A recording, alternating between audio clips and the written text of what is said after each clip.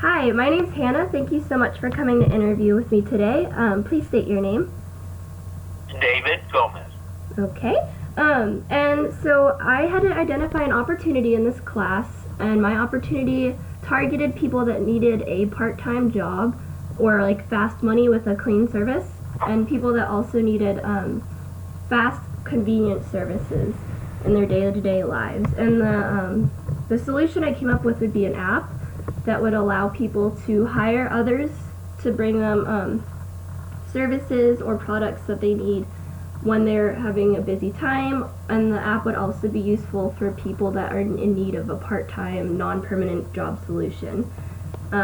What do you think about this idea? Do you think there would be anything positive coming out of it, or negatives, or? Well, I would say that it's hard to say right now at this stage because you're just thinking it out. You're starting to develop it. This type of thing, with my experience, is that it needs to be tested and tried out in different venues, different areas, and find out what's most wanted out in the market right now. I mean, there are certain services that are needed, and there are certain services that are just as an occasional thing. So you need to target the more focal points. Yeah, that makes sense. And with this, do you feel like this idea would be applicable to your day-to-day life in any manner? My day-to-day life, I would say no. It's pretty closed because my job is very detailed and not too many people can deal with it. Everything else is handily available there, and anything after work or any time after when I'm home alone, I like to use that free time to do things on my own because it gives me a break of, I need to do these things to just give myself a break. Yeah, that makes sense. Do you think, are there any target audiences that you think would also probably not benefit from this idea? Like somebody in my last round of interviews suggested that maybe older people who don't have phones would not be using it. Or let's say maybe even like busy parents, because I suggested that busy parents might use it. Busy parents might not if they feel like they need to get their kids out of the house. Are there any target audiences that you feel like would not find this useful? Probably young adults. They're usually out getting what they want, doing what they want. I would say people that are a little bit older, maybe people that have families that don't get to do things too much because they're tied down with responsibilities and children or jobs or the combination of everything. That might prompt a need to get a hand to do something or service. But I would say that the young people that are single probably won't need as much services or anything of that sort. Okay, that's a good take because a lot of people that I interviewed were around the college town area, and they all said the opposite, so that was pretty cool. But let's see, what else? Do you think this product would be useful outside of an app? Like, let's say, would it be more efficient if it wasn't on a phone, like a cell phone or a cellular device? Well, if you're talking about circulating the idea with other media, such as a newspaper or a magazine, it's going to be less and less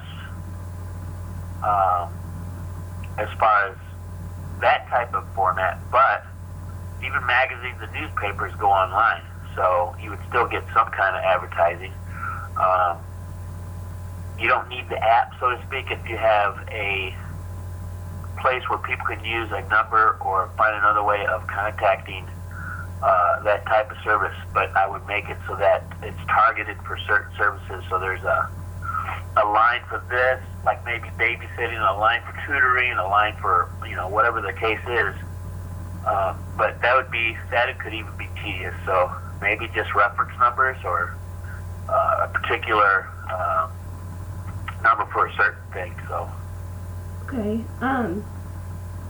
On the other side, do you feel like if you were to work underneath this app, like let's say you're one of the people that provided services, do you feel like this would be useful in your day-to-day life in that aspect? for me to be able to help somebody. Yeah, like let's say you were able to provide services for other people using the app and receive like a small income from it. Did you find that useful in your day-to-day life with the job and the situation you have now? I couldn't do it, not with my particular circumstances in life right now. For one thing, I have medical issues, so I can't just always just go. Yeah. I also cannot spend too much time outside of our house, as my wife is a teacher who tutors, does homework, and I usually have to do things around that would help, like cook dinner or just help her around the house best I can. But like I said, with the medical issues I have, it's not always that way, and so it's kind of hard for my wife to take care of all those things. So I would have to say no. Okay. Let's see. Do you think there would be any downsides to being an employee? Like, let's say everything worked out, you tried out the app. Do you feel like there would be any negatives towards trying to be an employee underneath this app situation? Well, like all things, services are based on customer wants and needs and likes. And if you get a customer that's very hard to please, that can get very frustrating real quick. And usually those type of things leave a mark, so to speak, on that person's services. So they might develop a reputation for not being that good at what they do, and they won't be called as much because maybe they just made one mistake or said the wrong thing or looked the wrong way, or it just depends what it is. But I think it'd be very difficult to hold on to something like that when there's a variety of factors that could hurt a person's reputation for that job. Yeah, that makes sense. In one of my last interviews, someone suggested that we use a service terms and conditions that allows for a background check on all of the employees that be working underneath the app, as well as there would be an opportunity for people to rate their services. Just kind of like what you said about if somebody screwed up one time, they could have a rating on their account online, so that way if somebody gets the services, they'll see it. But there would also be, again with ratings, you can't really take it with one single rating. I think you'd have to take it with more than, like, let's say 5. So, but yeah, that's a good suggestion. Thank you. What else? What else do you find like this? What flaws would you see in this app? Besides the whole like security stuff and the circumstances in the house, do you think like there would be any technical flaws? It's kind of hard to say because I've never really dealt with this type of thing, but I would imagine some of the first things that you'd have to encounter are probably insurance risks, liabilities for any damages, anything for properties damage, a personal injury, and who's going to cover that? That's one of the things that has to be looked at, and you have to look at the laws of your state or whatever, because you don't want you will if the services are provided.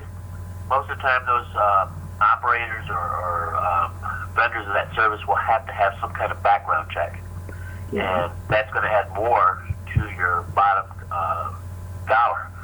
So I don't know. I would have to say that I would make a sheet and lay it all out as a plan, and then see how it looks before making any real endeavors. Yeah, makes sense. Would there be any other suggestions that you think maybe that could be used to improve this idea or app or services? Stick with positive people. Stick with positive people. You mean the hiring or providing services for? All ends of it. If you have management, the person that runs it, from the CEO all the way down, make sure they're positive, because, like I said, your reputation on service depends on your commitment to satisfying the customer. So, in my years of dealing with people, a lot of times that person that was successful in being courteous and being kind and being trying to do the best for the customers they can do. That was the best person to have for the job, and that's what's promoted it. So the number one thing is to always try to make the customer happy. All right. Well, thank you so much for interviewing me today. I really appreciate it.